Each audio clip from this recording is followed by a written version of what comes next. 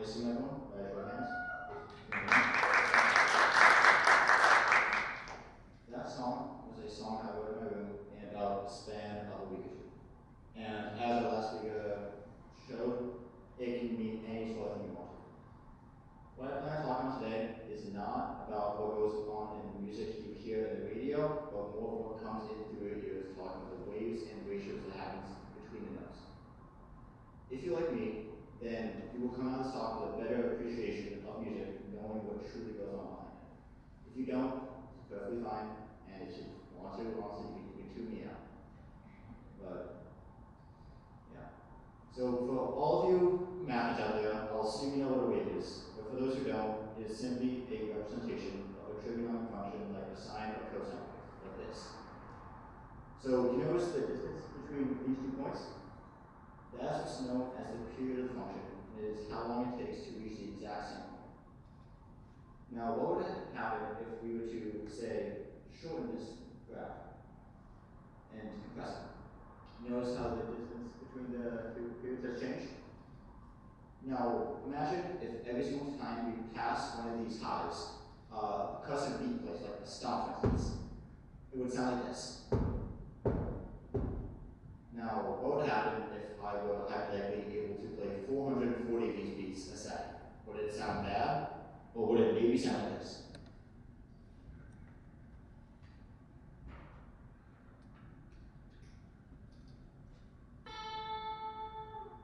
That is all music is. It is simply a representation of a wave like this, but played in very quick succession with just percussive beats. Now, this next note is that exact same note, but in an octave up, which I will go into later. So for all of you who are taking a math class, which I assume is all of you, how does this ratio make you feel? Nice and simple, just a 2 over 1. How about this one? 3 over 2, again, nice and easy. Now, how about these? It's a lot more complex and a lot scarier to deal with if you ever run into any of these. What does this have to do with anything? Remember the first time I played? That is what's known as concert pitching, and that is 440 hertz or 440 beats a second. The second I played, as I mentioned before, is the exact same note but an octave up. Remember the first ratio I showed you? The 2 over 1? That is the mathematical representation of the octave. It is taking the original note and multiplying the frequency by 2, as shown in 2 over 1. So the frequency of the second higher A is the frequency of 808 hertz. The second ratio I showed, 3 over 2, that's what's known as the perfect fifth. And it is the second best sounding interval after the perfect octave. And together, the two notes will sound like this. Very nice, very pleasant to hear. Now, I'm assuming all of you know what a piano looks like. It's just a standard thing with an octave comprising of 12 keys. As I said before, an octave is simply just doubling the frequency of a pitch. Now, as I mentioned before, the ratios between the octave and the perfect are very nice and easy to deal with.